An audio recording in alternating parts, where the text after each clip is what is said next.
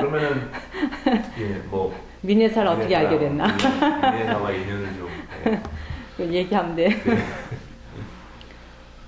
미네사를 처음부터 제가 알았던 건 아니고요. 마음 공부에 관심이 있는 이제 어느 보살님이 하루는 지금역이라고 하는 책을 우연히 저한테 한번 보라고 준 적이 있어요. 그게 몇 년 전이에요, 벌써.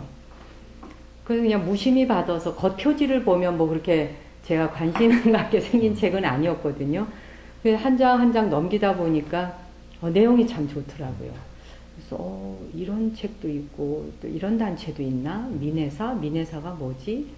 이렇게 관심은 가졌었지만 그때만 해도 뭐 이렇게 특별히 제가 거기에 관여하거나 이런 생각 없이 그냥 이런 단체가 있구나. 아, 참 좋은 일을 하는 곳이다. 이런 정도.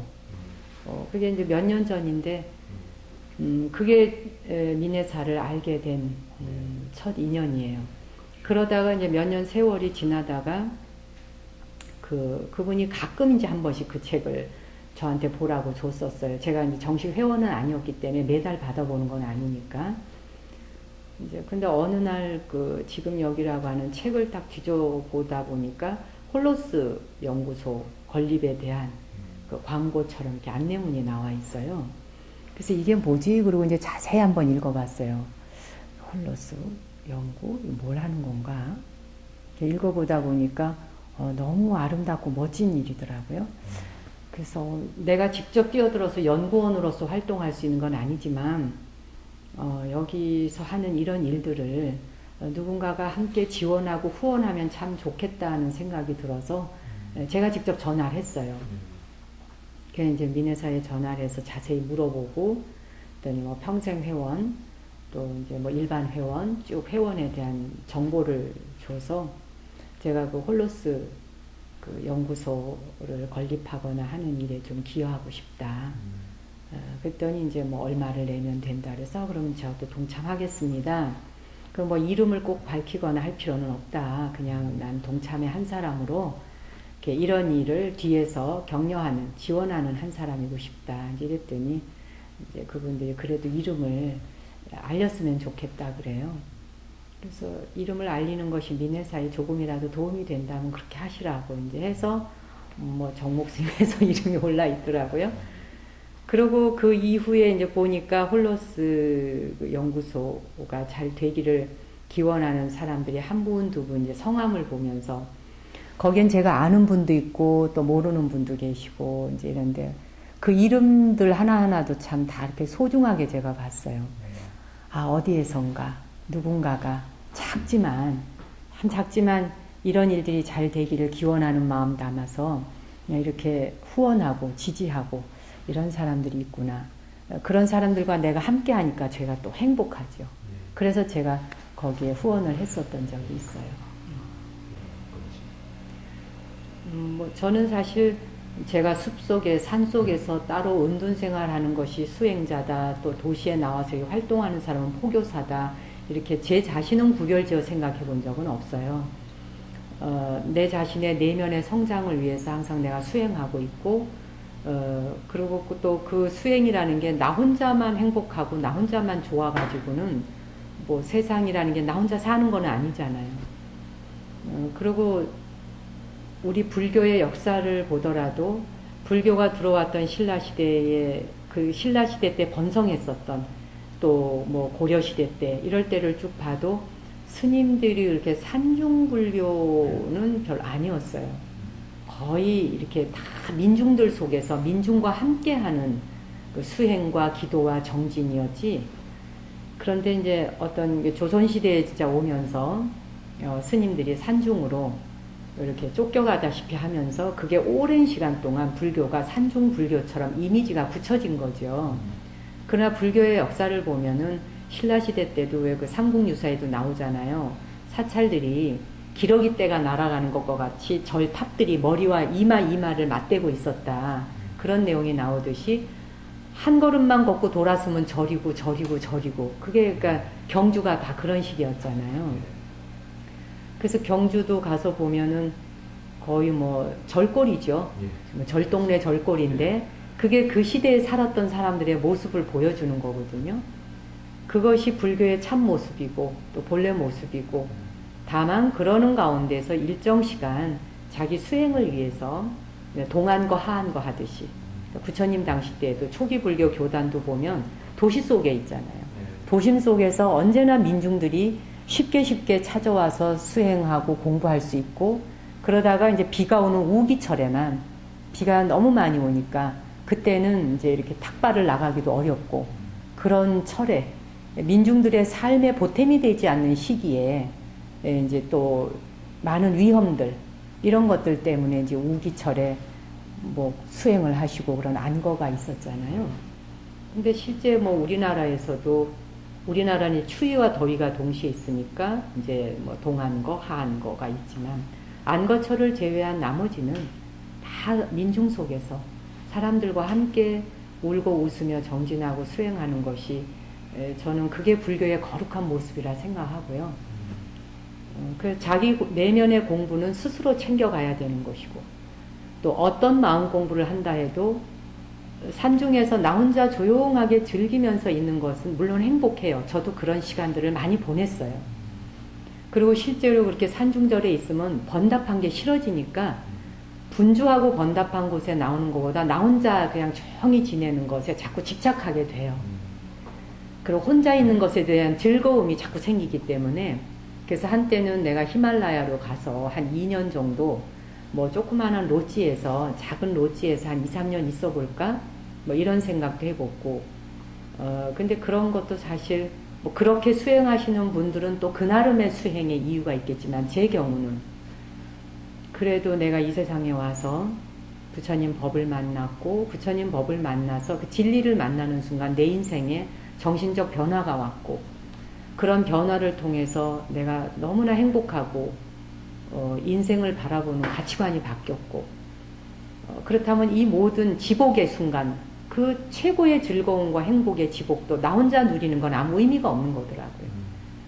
아주 작은 깨달음이었어도 이 작은 깨달음을 누군가와 함께 공유하며 누군가의 곁에서 같이 즐겁고 행복할 때, 그게 정말 그 더 큰 지복이지, 다른 사람을 다 없는 상태에서 나 혼자만이 즐겁고 좋은 것, 그거는 반쪽짜리 지복이 아닐까, 저는 이제 그런 생각을 해요. 그리고 이제 도심 속에 나와서 제가 이제 포교도 하게 되었는데, 사실 20대 그 초반서부터 저는 그 서울대학교 병원에서 5년간 환자들을 돌보는 일을 이제 시작을 했어요.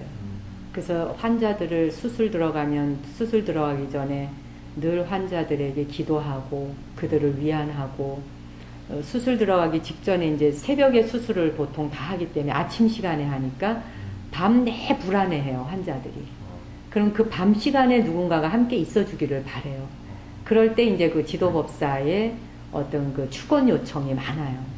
그래서 제가 그때는 낮밤이 없이 다녔고, 난 이부자리 요를 이렇게 깔고 그 당시에는 잠을 자는 게 별로 없었어요. 그냥 버스 타면 그때 잠깐 졸면 자는 거고, 또 일어나면 환자들과 함께 했고, 그렇게 이제 시간들을 환자들과 함께 보내면서 생로병사를 제가 직접 몸소 체험하고 겪었죠.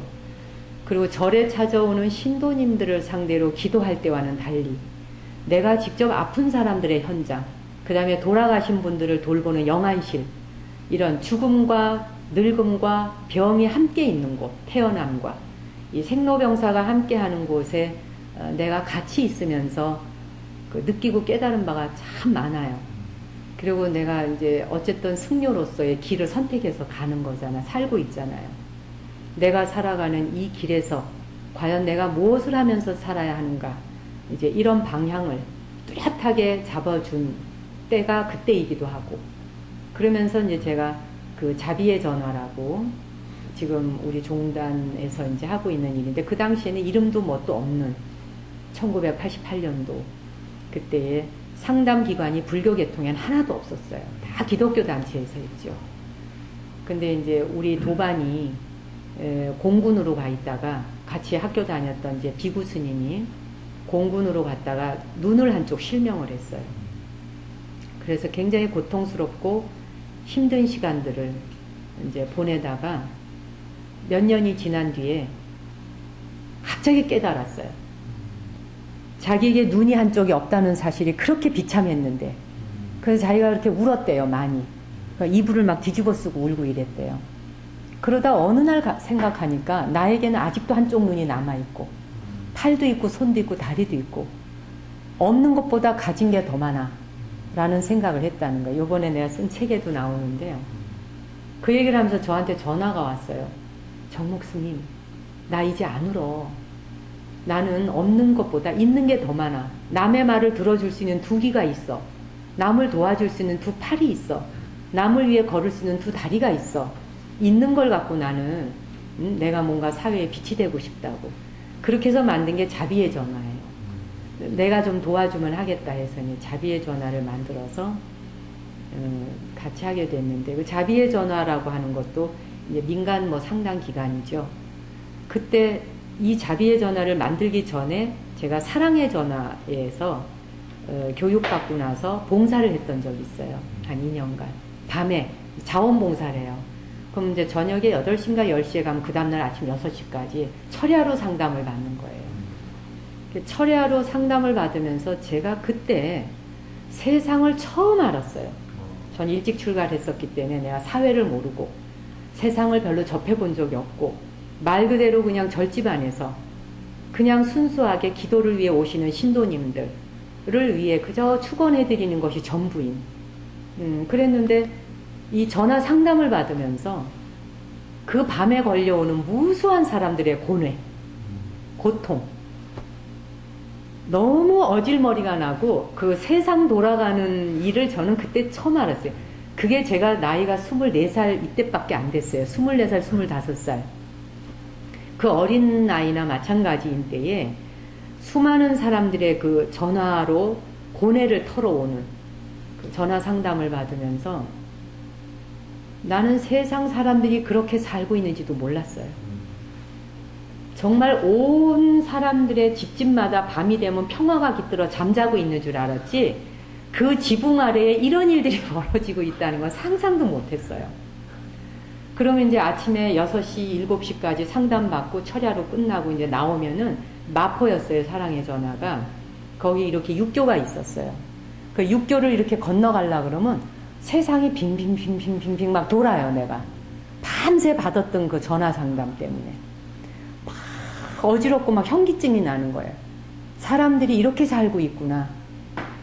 이거는 우리가 절에서 만난 신도님들과의 삶은 그냥 이렇게 표피층에 올라와 있는 거지, 이 바다 밑으로, 수면 밑으로 들어가면 이 밑에서는 어둠과 고통과 말로 할 수 없는 무수하게 그 어려운 고통, 사바의 고통이 바로 이런 거구나 하는 걸 느끼면서 제가 진짜 완전 어질머리가 나서 어떨 땐 제가 그 육교를 건너가다가 육교 다리를 붙들고 이렇게 픽 쓰러졌었어요. 빙빙빙빙 막 도는 거예요. 세상이 막 도는 거예요.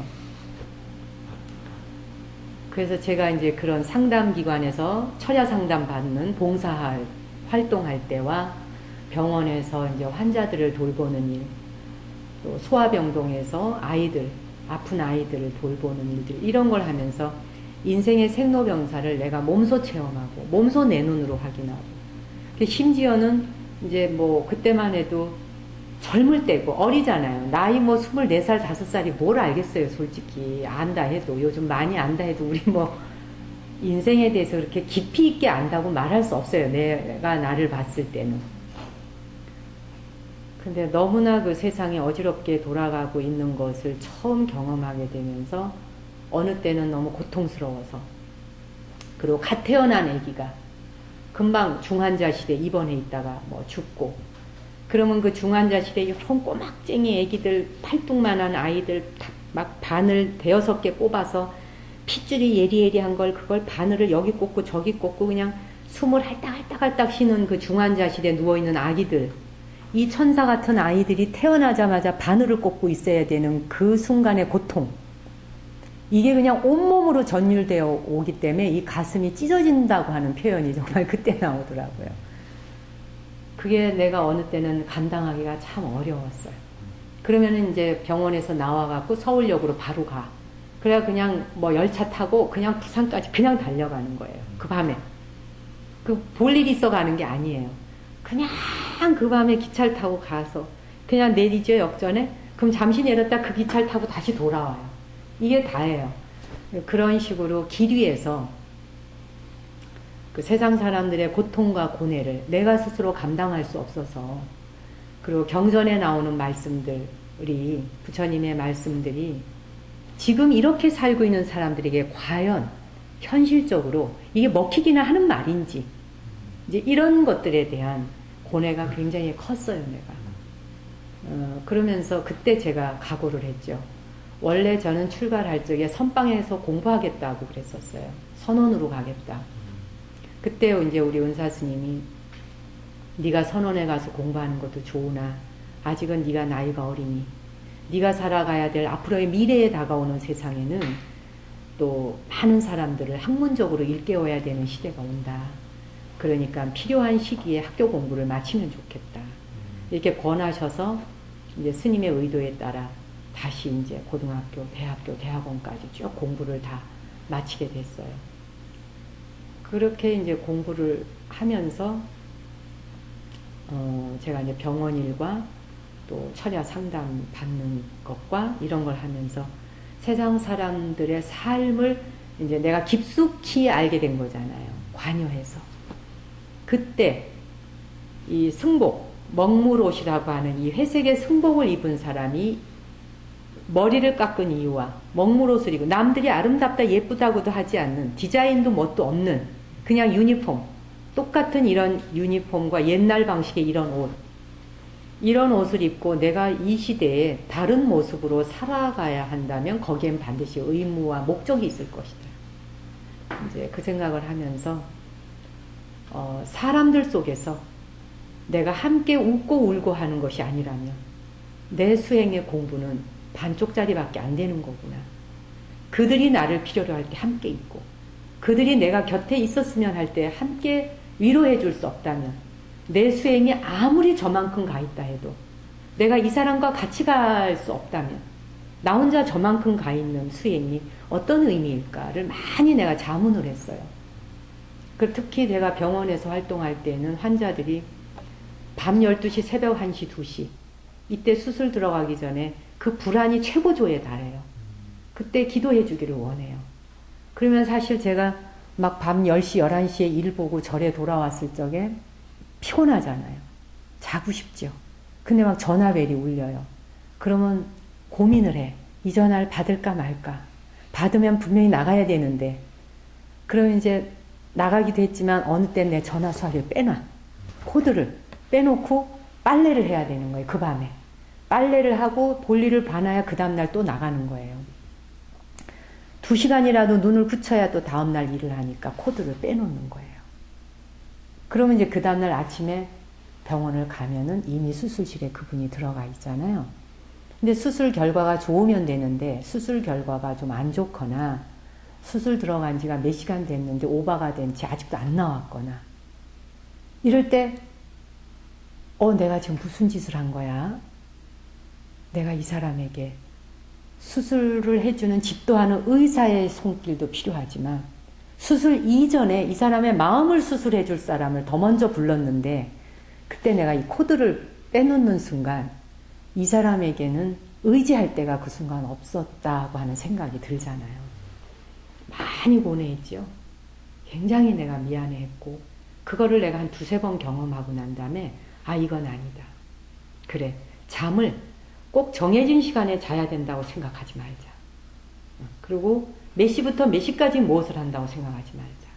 잠은 낮에도 시간 있으면 잘 수 있고 밤에도 일이 있으면 일할 수 있어야 된다. 그래서 완전히 패턴을 바꿔버렸어요. 나 자신을 확 바꿔버리고 주어진 상황 따라 잠을 자고 움직인다. 이렇게 해서 그때는 제가 막 낮밤 없이 새벽 없이 환자들이 원하는 시간에 수술 들어가기 직전에 제가 이제 병실을 찾아가는 일을 했어요. 그러면 이제 새벽에 도착해서 병실 문만 딱 열어도 제 두루마기만 펄럭 보이면 벌써 눈물 쫙 흘리고 위안을 받아요. 아무 말이 필요 없어요. 그 사람들이 저에게 대단한 말을 해달라고 부른 것도 아니고 굉장한 기도를 해달라고 부른 것도 아니에요. 그 불안한 시기에 누가 좀 옆에 있었으면 좋겠는데 그 사람에게는 그 불안한 시기에 옆에 있었으면 한 사람이 스님인 것뿐이에요. 정목이가 아니라. 그때 내가 그 사람 곁에 함께 할 때 같이 있어 줄 수 있는 게 나에게는 최고의 기쁨인 거더라고요. 그래서 완전히 생각을 바꿔서 전 낮밤을 완전히 바꿔서 살았어요. 예, 그렇게 또 몇 년을 살아본 적이 있거든요. 그래서 그런 시간들이 저를 많이 키웠고 내가 도시 속에서 활동하게 된 근본적인 이유가 되었고 물론 그렇게 활동하면서도 1년에 정규적으로 한 번씩은 제가 산속에 들어가서 공부하고 뭐 지리산이나 이런 데 규칙적으로 2달 내지 3달씩 저 혼자만의 안거 시간을 정해서 공부하고 그게 이제 에너지 충전하는 시간을 한 번씩 꾸준히 가지면서 이제 활동을 해왔죠. 물론 출가의 길은 내가 선택했지만 출가의 길을 간다고 하는 승려가 되겠다는 건 내가 스스로 선택했으나 이 길이라는 것은 사실 출가 수행자의 마지막 종착역이 굳이 있다고 표현한다면 그 자리는 자비의 자리가 아닐까. 이제 그렇게 완성, 모든 공부의 완성이 나는 자비라고 생각을 하게 된 거예요. 그게 지혜가 아무리 있다 해도 자비와 함께하는 지혜가 아닌 것은 다리 부러짐. 뭐 우리 지금 여기 뭐 카메라와 같이 다리가 부러지면 이 사람이 들어야 되잖아요. 모든 것들이 이게 다리가 서로 의지처가 되어주듯이 그 어떤 것들도 마지막에 관문을 통과하는 것은 결국 자비심으로 다 이렇게 아우러지는 게 아닌가는 생각이 들었거든요. 근데 그 자비심이라는 건 모든 대상과 더불어 함께하지 않는 곳에서는 경험해 볼 수 없어요. 혼자만이 행복하고 조용한 숲속에서 즐기면서 자비심을 갖기란 어려워요. 물론 일방적 자비심은 되겠죠. 뭐 숲속에서 내가 나무를 바라보며 나무를 해치지 않고 아 그래 고마워 너 사랑해 뭐 꽃 한 송이를 보면서 돌 하나를 보며 바위 하나를 보면서 그들을 해치지 않을 수는 있겠지만 그러나 이게 이제 생물 대 생물 살아있는 생명체들은 부딪힘 속에서 이 부딪힘이라고 하는 것을 통해서 여기에서 이걸 넘어서야 되는 게 있잖아요. 그 경계 넘어서의 자비라고 하는 것이 거기에 기다리고 있는 거거든요. 그러니까 대상과 접촉하지 않는 가운데에서 내가 온전히 나는 자비로워라고 말할 수는 없는 거예요. 대상과 부딪혀봐야 거기에서 진정한 그 자비심을 내가 스스로 테스트해봐야 되는 거죠. 제가 요번에 그 책 낸 거에 제목이 달팽이가 느려도 늦지 않다를 했는데 달팽이의 속도가 얼마나 느려요. 인류에 존재하는 이 지구촌에 존재하는 생명체 중에 제일 느린 게 달팽이래요. 달팽이가. 그런데 이 달팽이는요. 그 남을 해칠 수 있는 무기 도구가 하나도 없어요. 달팽이는. 자기 몸에 가시도 없고 털도 없고 맨몸이에요. 민몸. 그냥 민몸뚱이고 자기 집을 짊어지고 다녀요. 그게 자기의 우주야. 그리고 겁이 많아서 위험이 오면 잠시 숨어 그냥. 두려움이 많으니까. 무서움이 많아. 겁이 많았죠. 잠시 숨지만 누굴 해치지는 않아요. 그 위험이 지나가면 다시 나와서 또 갈 길을 가. 그 달팽이는 후진이 없어. 뒤로 못 가요. 앞을 향해서만 가. 비록 천천히 느리게 가지만 앞만 향해 가는 거예요. 그러니까 우리는 왜 살다 보면 내 뜻대로 안 되면 죽어버릴까 생각을 많이 하잖아요. 이렇게 후퇴하는 생각을 많이 하잖아요. 그리고 뭔가가 내 뜻대로 성사가 되지 않으면 낙담하고 좌절하고 바로 우울증에 빠지거나 해서 세상을 끝내버리고 싶어하는 게 후퇴하는 생각을 많이 하잖아요. 그러나 달팽이는 위험이 왔을 때조차 잠시 피신해 있을 뿐이고 그게 지나갔다 싶으면 다시 몸을 내밀고 또 걸어갈 뿐이에요. 그리고 놀라운 사실은 뭐냐면 이 달팽이는 날카로운 칼날 위에서 몸을 베이지 않아요. 몸이 베이질 않아요. 칼날 위를 기어가도. 너무 놀랍잖아요. 그게 날카로움에 저항하지 않기 때문이래요. 날카로운 칼날에 저항, 그러니까 부딪히질 않는 거예요. 워낙 느린 속도로 가기 때문에 날카로움이 이 아이를 벨 수가 없는 거예요. 달팽이를. 워낙 느린 속도에 그냥 점액질이 나와서 그걸 보호하면서 가니까 칼날이 무용지물이 돼버리는 거예요. 베질 못해. 근데 우리가 삶 속에서 우리의 생각만 한번 떠올려 봐도요. 내가 이 대상을 보거나 어떤 사물을 볼 때 싫다 좋다 바로 판단이 가잖아요. 빠른 속도로. 잠시도 기다려주지 않아요.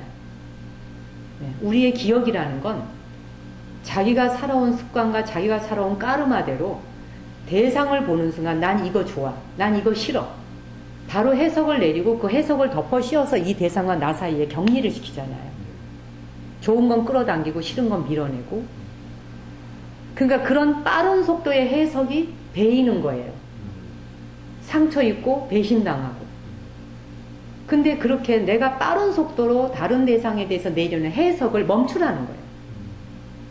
정말 달팽이처럼 느리게 어떤 대상을 보더라도 빠른 눈이 그냥 접촉하는 순간 해석하고 귀로 소리를 듣자마자 바로 해석하고 좋다 싫다 뭐 이거는 너무 좋아 이건 너무 나빠 이 모든 해석은 사실 자기가 칼라리에 서 있는 거잖아요. 내가 칼라리에 서서 내 저항 때문에 베이는 거고 상처 입는 거지 그 밖에 있는 칼날이 나를 베게 하려고 하는 의도는 없는 거예요.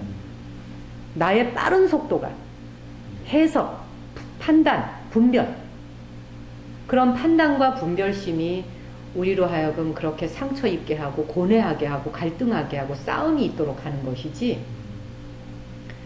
그런데 이 달팽이를 보면서 우리 손톱에 올려놓으면 여기밖에 안 올라오는 정도의 그 작은 생물이 인류에게 얼마나 대단한 도움을 주는지를 생각하면 그 작은 생물이 주는 작은 생물의 삶이 인간과 비교할 수가 없다. 그런 생각이 드는 거죠. 그래서 전 이제 그런 얘기를 해요. 부모님들에게. 뿐만 아니라 우리가 마음 공부하는 사람들 모두에게 제 자신을 비롯해 우리의 원래 속도를 되찾자. 모든 사람은 인생에 속도가 있어요. 각자. 그게 그 사람의 까르마예요. 어떤 사람은 더디게 가는 속도, 어떤 사람은 빠르게 가는 속도. 독수리가 하늘에서 인간을 내려다보면 달팽이보다 더 느려 터졌다고 볼 거예요. 그죠?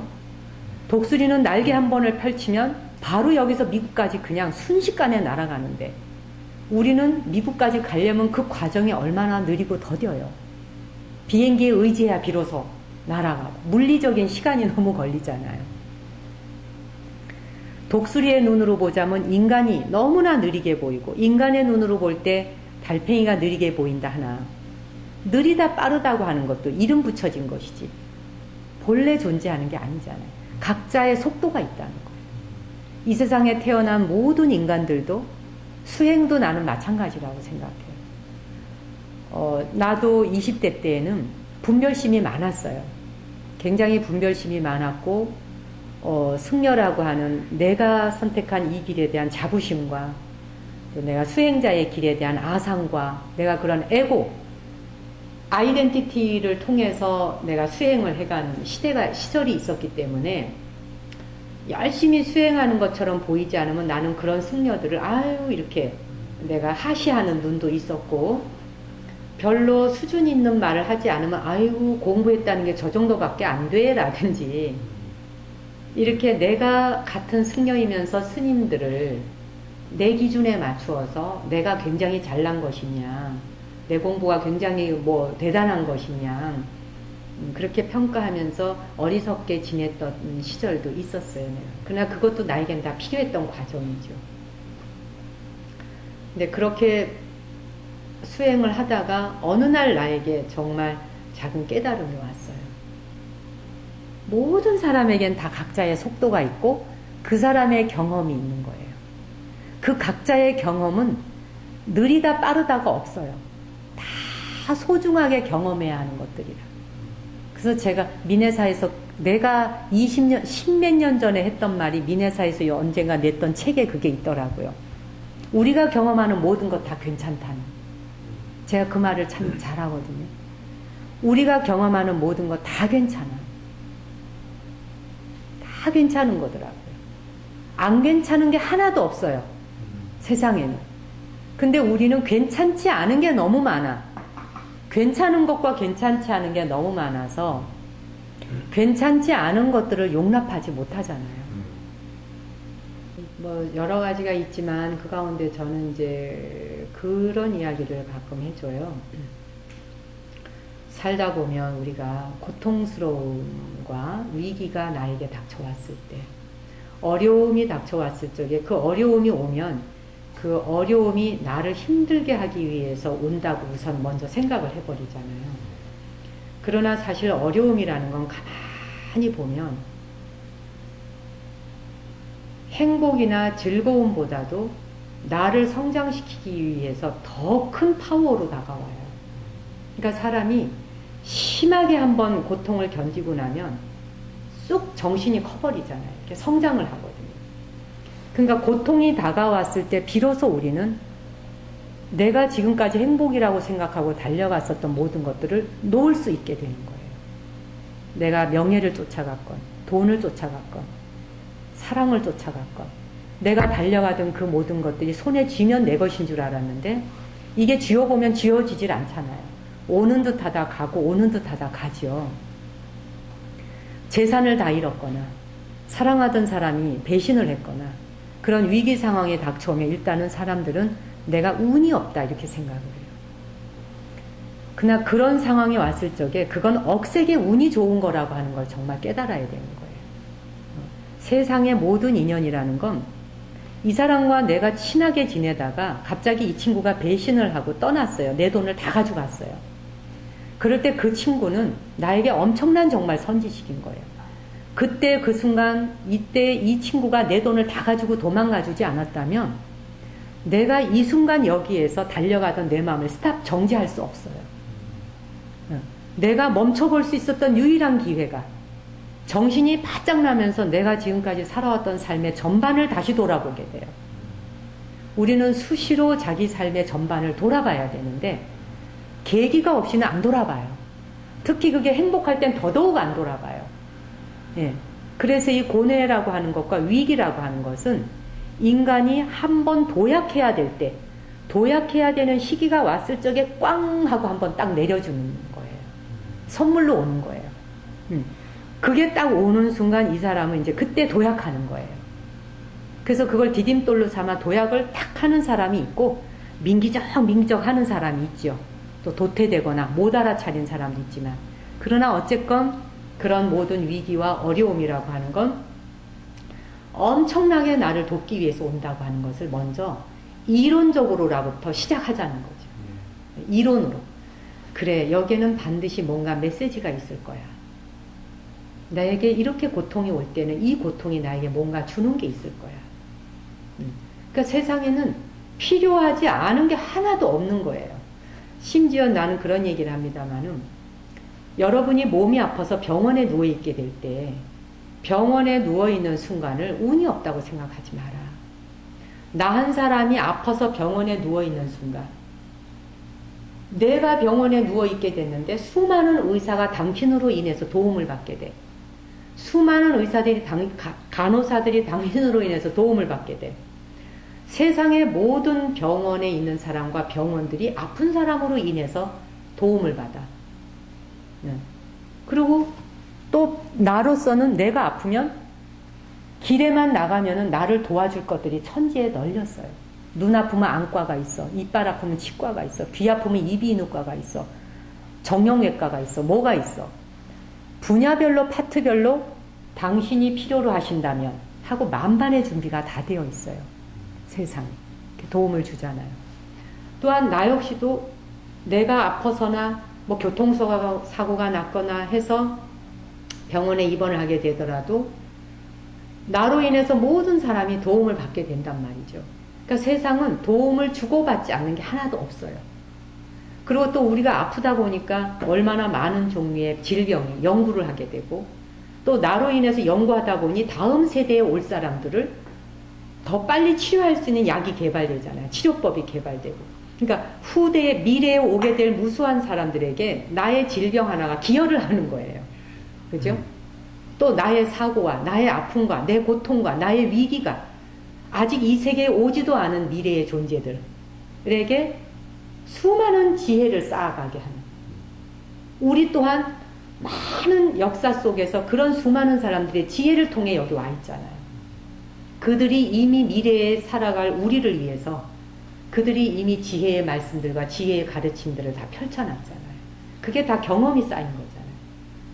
우리 또한 마찬가지란 말이죠. 지금 내가 겪고 있는 엄청난 시련과 고통, 압박, 그런 것들이 올 때 한순간 마음을 돌이키는, 그 마음을 돌이킨다는 그냥 팍 놔버리고 완전히 내가 위기에 처했을 적에는 내가 온전히 누구를 도울 수 있을까를 생각해 보라는 거예요.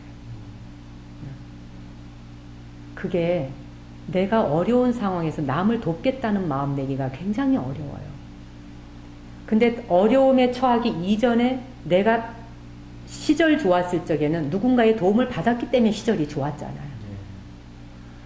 이제 그 무수히 도움을 주었던 사람들에게 내가 어려움에 처했을 적에 마음으로라도 도와줄 수 있는 때가 온 거예요.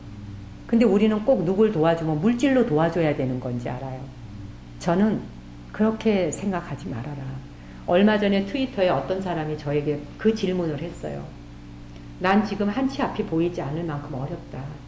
이렇게 어려울 때 내가 도대체 뭘 해야 되느냐? 무슨 기도를 하면 됩니까? 뭐 이런 쪽지를, DM을 보내왔어요. 그래서 제가 그렇게 답을 했어요.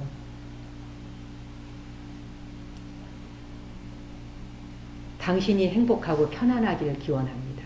이 기도만 하세요. 당신과 관련이 있거나 없거나, 당신과 인연이 있거나 없거나, 당신 눈앞에 보이는 모든 대상을 향하여 당신이 진정으로 행복하기를, 당신이 정말 건강하고 행복하기를 기원합니다. 당신이 정말 잘 되기를 바랍니다. 당신이 하고자 하는 일이 뜻대로 다 이루어지기를 바랍니다. 이 기도만 하세요. 유나방송의 경우는 저보다도 이제 유나방송을 전체적으로 이끌고 있는 그 대표님이 계세요. 유나마스터.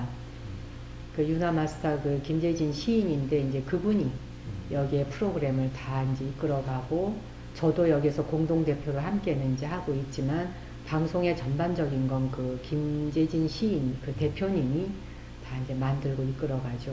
거기에 이제 나의 생각도 가미가 되어져 있고, 내가 가고 싶은 방향과 대표님이 가고자 하는 방향이 서로 잘 맞으니까 만나진 것이고, 또 이제 윤화를 개국을 하게 된 건데요. 처음부터 이제 저는 그래, 내가 뭐 승려이고 불교를 선택하고 이것은 내 일이고, 이건 내 인생이고, 그러나 세상 모든 사람이 다 불교 신자여야 될 필요는 없잖아요. 또 마음 공부를 하는데 꼭 반드시 불교를 통해서만이 깨달음을 얻을 수 있다고 말할 수도 없고요. 사람들이 행복의 길을 가는데 그 행복의 길이 꼭 불교라고 하는 루트를 통해서만 도착할 수 한다라고 말할 수 없는 거고, 정말 세상은 다양한 사람들이 다양한 생각을 가지고 살아가고, 또 그 경험들도 너무도 다양해서 각자 개개인 한 사람 한 사람이 무엇을 통해 그 사람의 의식 수준에 깨달음이 올지는 알 수가 없어요. 근데 단 한 사람을 위한 수행법일지라도 나는 그 수행법은 고귀하다고 생각을 해요. 그것이 이 70억 인구 가운데 그 가르침은 이 사람 한 사람밖에 깨어나는데 기여를 못했어요. 그래도 그건 소중한 것이라는 거죠. 우리 왜 이 지구촌에서 사용하고 있는 언어 중에 딱 한 사람인가 두 사람이 쓰는 언어가 있대요. 그 두 사람이 죽고 나면 그 언어는 사라져요. 어떤 한 사람들이, 한 부족이 쓰던 말이 이 지구에서 사라진다고 하는 건 그만큼 우리의 정신세계가 줄어들고 빈곤해진다는 이야기인 거예요. 그와 같이 종교에 대한 것이건 우리의 의식을 깨우치게 하는 것이건 그 모든 방법들이 다양한 것은 모두 이게 축복이에요. 그러니까 어느 것 한 가지만 있을 필요가 없다는 거죠. 기독교도 있어야 되고, 천주교도, 이슬람도, 뭐 어떤 것이건, 불교뿐만 아니라 또 무당도, 뭐도 다 필요한 거예요. 각자의 이 의식 수준이 높고 낮은 게 아니라, 아까 달팽이 얘기 제가 했잖아. 그들의 속도가 있는 거예요. 어느 것이 더 높고 어느 것이 더 낮다가 아니라 속도가 조금 좀 천천히 오느냐, 벌써 갔느냐. 근데 이것도 천천히 오냐, 벌써 갔느냐도 비유에 불과한 거예요. 개개인 한 사람 한 사람의 영혼이 가 닿는 경험이란 그 사람의 속도가 있는 것이고, 그 사람을 일깨우는 데는 이런 방법 저런 방법이 있는 거예요. 그러니까 불자가 아닌 사람들에게 마음 공부에 대한 이야기를 할 적에 그게 꼭 불교에 대한 내용만 하면 불교 신자밖에는 흥미를 못 느끼잖아요. 그죠? 그럼 2천만 불자를 위해서만 마음 공부가 있는 게 아니니까. 그러나 부처님은 불교를 만드신 분이 아니잖아요. 그 후대 사람들이 만든 거지. 정말 부처님은 코스모폴리탄적으로 범우주적 차원에서 만 생명들에게 사랑과 자비를 실천하고 모든 사람들이 다 부처임을 자각하게 하고자 하는 것이 당신의 목적이 굳이 있다면 목적이었지, 당신을 따르라고 한 적도 없고 당신의 믿음이 최고라고 말씀해 보신 적도 없고, 또 당신을 뭐 믿고 내가 하는 것이 전부이니 나를 스승으로 받들어라 라는 말씀을 한 것이 팔만대장경에 하나도 없잖아요. 그러니까 그 부처님은 굉장히 합리적이고 정말 과학적이고 참 멋진 분이다는 생각이 들어요. 그러니 심지어 당신을 찾아온 제자들에게까지 내 가르침이 진실인지 아닌지를 무조건 무턱대고 믿지 마라. 진실인지 아닌지를 네가 직접 해보렴. 실천해보고 너한테 그런 것에 가치가 있다고 생각할 때 그때 받아들여도 늦지 않다. 그래서 자신의 선택에 의해서 그 공부의 길을 가라 라고 했지, 무턱대놓고 부처님이 대단한 분이고 존경스러운 분이니까, 또 왕자 출신이니까 뭐 이런 스펙을 보고 무슨 대학 출신 뭐 이런 걸 보고 따르지 말라는 거죠. 네. 그러니까 그 정말 당신의 부처님의 스펙은 굉장하잖아요. 어쨌든 한 나라의 왕자라는 건 대단한 스펙 아니겠어요? 예. 정말 모든 걸 다 가질 수 있는 자리였잖아. 근데 그걸 다 버렸잖아요. 그런데도 불구하고 나를 따르라라고 하는 여지를 주지 않았다고 하는 거는 그 한 사람 한 사람의 그 의식을 얼마나 귀하고 소중하게 여기셨는지를 알 수가 있잖아요.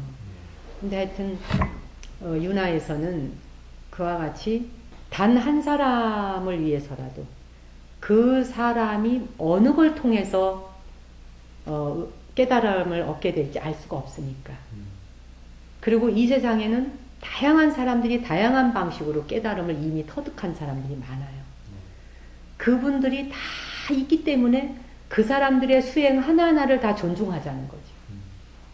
어느 수행은 되고 어느 수행은 안 된다 하면 안 되는 것이 많을수록 사실은 불교 아니라고 생각해요. 저는.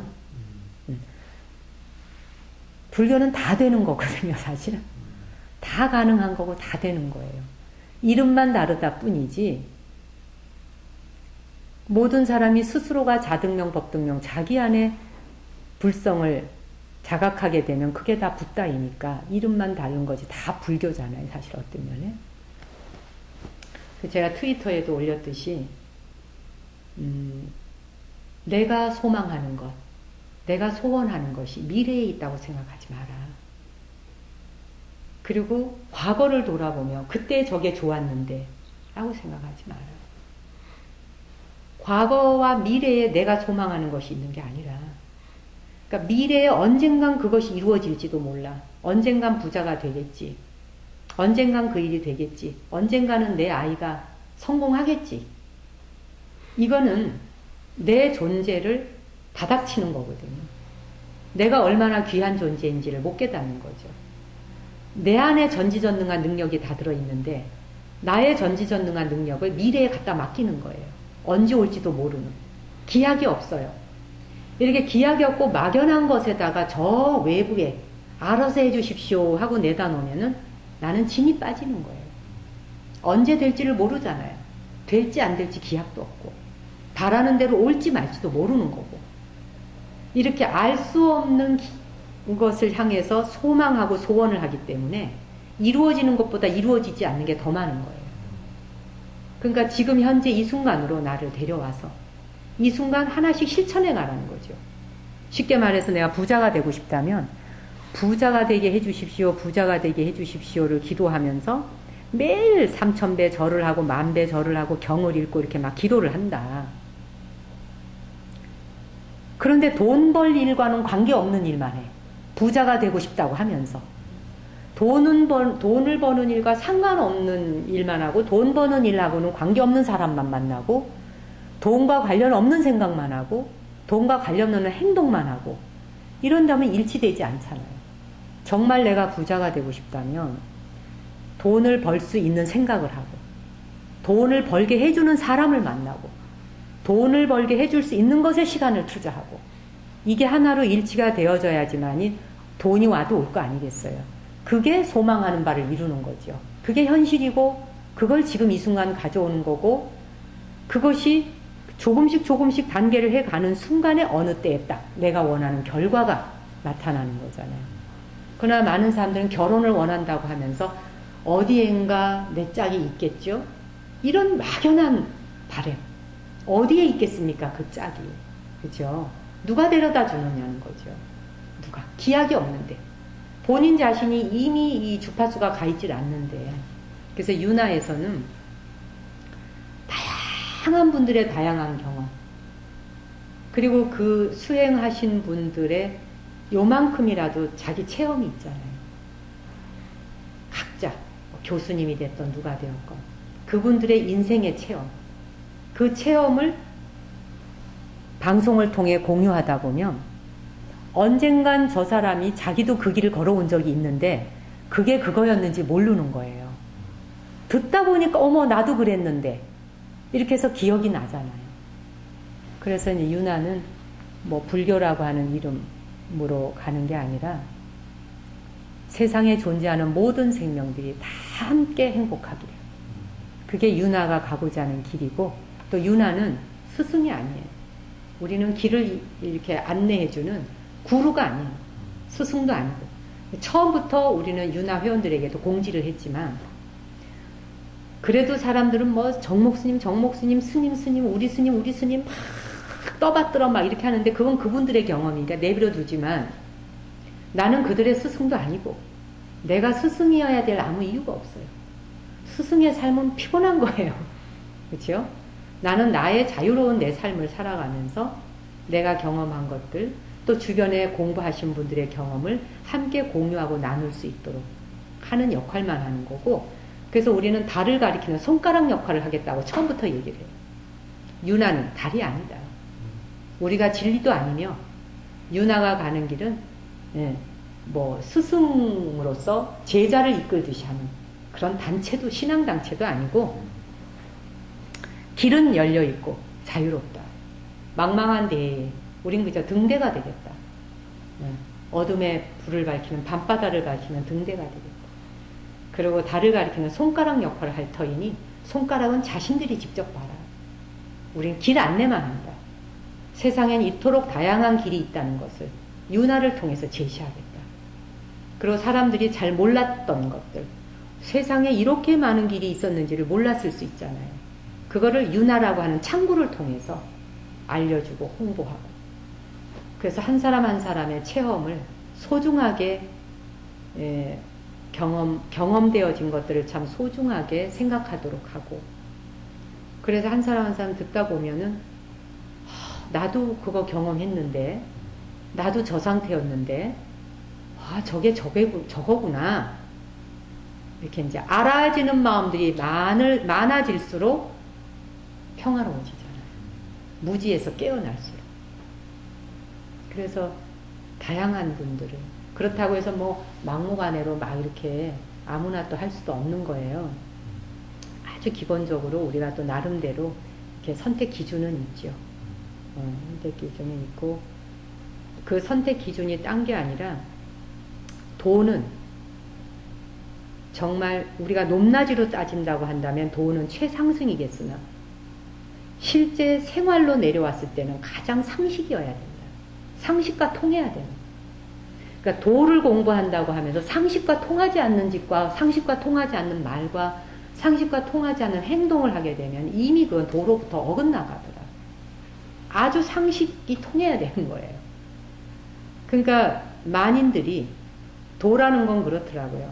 이미 상식의 선상 위에서 올랐냐 내렸냐 이거예요. 이 차이예요. 이 길이, 이 기준점이에요. 이 기준점. 그러니까 우리가 도에 대한 공부를 논하고 뭐를 할 때에도 도가 뭔지 하나도 공부를 안 해본 무지랭이 할머니 할아버지가 들어도 이렇게 와닿아야 되는 거예요. 뭔 소리인지를 모르겠다. 저 사람이 하는 건 기인이 하는 행동이다. 우리하고는 아주 별개네. 아주 다르네. 먼 어디엔가 있는 것 같으네. 나는 이런 것이 과연 공부일까? 라고는 제 자신에게는 자문하죠. 그래서 아주 상식적이고 평범한데 실제 그 내용으로 들어가면 아주 최상승이. 네. 더 이상 비교할 데가 없고 경계가 없는 그런 생각이에요. 뭐 사실 해줬으면 하는 역할이 따로 없고요. 저는 이제 미네사를 제가 좋아하고 같은 동반자처럼 제 자신이 생각할 때 같은 길을 가는 도반이다 이렇게도 생각하고 동반자처럼 또 생각을 하는데 이 세상은 우리가 무엇을 하더라도 어떤 좋은 일을 해도 혼자서는 할 수 없어요. 근데 나를 대신한 곳에서 누군가가 어디에선가 더 좋은 일, 어떤 일들을 하고 있을 때 내가 세상 모든 일을 다 하지 않아도 된다고 하는 것 때문에 즐겁고 기뻐요, 사실. 어떤 좋은 일을 내가 혼자 다 해야 된다면 얼마나 버겁겠어요. 그런데 내가 아닌 거기에 또 누군가가 여기에서 저기에서 다 잘하고 있을 때 그 서로의 역할 속에 다 잘하고 있는 사람들이 모여들어서 하나의 덩어리를 이루잖아요. 그게 하나의 우주를 이루고. 그래서 저는 이제 미네사에서 하는 일을 마음으로 무조건 축수 발언하고 무조건 참 축하하고 무조건 제가 지지하고 제가 직접 이렇게 온라인 오프라인 장 강좌가 있거나 이럴 적에 가보지 못할 때가 오히려 안타깝죠. 시간만 되면 참석하고 싶은 게 참 많아요. 물론 미네사의 경우는 대중화되기는 쉽지 않을 수 있어요. 지금 미네사가 가는 방향이 이미 마음공부의 길에 들어서 있거나 마음공부에 관심 있는 사람들이 좋아하는 이제 스타일이에요. 그것도 굉장히 큰 역할이에요. 물론 미네사가 앞으로 이미 마음공부를 하고 있는 분들을 위해서도 이렇게 꾸준히 해 나가시지만 좋은 프로그램들을 이끌어 가지만 좀 더 대중들에게 이런 것을 좀 쉽게 다가가게 하기 위해서 일반 대중들을 위해서 할 수 있는 것들을 좀 더 연구하고 또 대중들이 접해 볼 수 있는 차원을 미네사에서 또 한 부분을 다루어 보는 것도 어떨까. 그러니까 미네사에서 지금 내놓는 책들이나 내용들이 일반 모든 사람이 다 이해할 수 있다고는 생각하지 않아요. 어렵다고 받아들이는 사람도 많아요. 이게 왜냐하면 과학과 같이 맞물려 가기 때문에 단순히 의식에 대한 것만 얘기하는 게 아니라 의식 수준과 과학과 마음공부 이런 게 어울려져 있다 보니까. 그런데다 또 이 취재하는 분들, 그러니까 인터뷰 했던 분들 내용도 들어보면 마음공부에 나름대로 굉장히 또 이렇게 수승한 경험을 하신 분들이 자주 나와요. 근데 이제 그런 것들이 비슷한 경험을 했는 사람들의 경우는 그게 그래 맞아 우리가 이런 경험했지 이렇게 생각할 수 있는데 경험해보지 못한 사람들에게 그런 경험담들은 오히려 열등의식을 갖게도 하는구나 하는 걸 제가 느낀 게 또 있어요. 그죠? 그래서 그런 부분은 참 조심스러운 부분이다. 그래서 제가 오늘 이제 미네사에서 오신 분들이기 때문에 사실 인터뷰를 하다 보니까 내가 가릴 것 없이 내 경험과 이런 것들의 어떤 부분을 이야기를 했지만 제가 일반인들과 인터뷰할 땐 이런 식의 얘기도 잘 또 어떤 부분은 안 하죠. 또 나의 경험이나 이런 것들을 굳이 다른 사람들에게 얘기할 필요 없는 것들이 또 있어요. 그런데 이제 일반인들에게 이제 미네사에서 하고 있는 역할과 활동 중에 좋은 것들이 많으니까 오프라인으로 강좌 같은 거를 대규모의 그런 행사를 열어서 어디에 도움을 받던 예를 들면 도움받는 건 불교 방송에 도움도 받을 수 있고 그러니까 불교 방송이나 또 여러 원불교 방송도 있고 천주교 방송도 있고 종교 방송들이 있잖아요. 근데 다른 종교 방송에서는 동의를 할지 어떨지는 모르겠어요. 그러나 제가 볼 때 불교 방송은 동의가 될 거라고 생각이 들어요. 원불교 방송, 불교 방송 정도는. 그럼 그런 곳에서 민혜사의 활동을 알리고 또 공개적으로 어떤 온라인 참 강좌 같은 게 오프라인 강좌가 참 있을 때 뭐 이렇게 큰 장소 하나를 빌려서 뭐 1박 2일이나 하루 코스 뭐가 됐던 그런 강의를 들을 수 있는 기회. 예. 그래서 아주 엑기스만 뽑아서 대중들이 들어서 생활 속에 적용할 수 있는 그런 강의. 그리고 그것이 좀 대중들의 수준에 맞는. 그러니까 왜 과학 용어가 많이 나오고 이러면 일단은 그 분야에 공부해보지 않은 사람들은 머리 아파하잖아요. 그러니까 미리 질려버리잖아요. 그러니까 그거는 그 파트대로 가고 대중들에게 할 수 있는 민혜사의 목소리가 있어요. 제가 볼 때. 민혜사에서 나오는 좋은 내용들, 책들 이런 게 일반인들에게 상당히 어필할 수 있는 것들이 있거든요. 그럼 그런 건 대중들에게 가지고 나와서 그들이 들어볼 수 있고 경험할 수 있는 기회를 만든다든지 뭐 가족 세우기 뭐 이런 것들도 어떻게 대중화할 수 있을까를 좀 더 연구해서 지금 현재 현 사회가 겪고 있는 아픔과 현 사회가 겪고 있는 이런 혼란과 이런 상태에 있을 적에 민혜사에 있는 연구원들이 반딧불이처럼 기여할 수 있는 이제 그런 것을 좀 더 깊이 연구하고 또 실천해 주셨으면 하는 이제 그런 생각 한번 해보죠.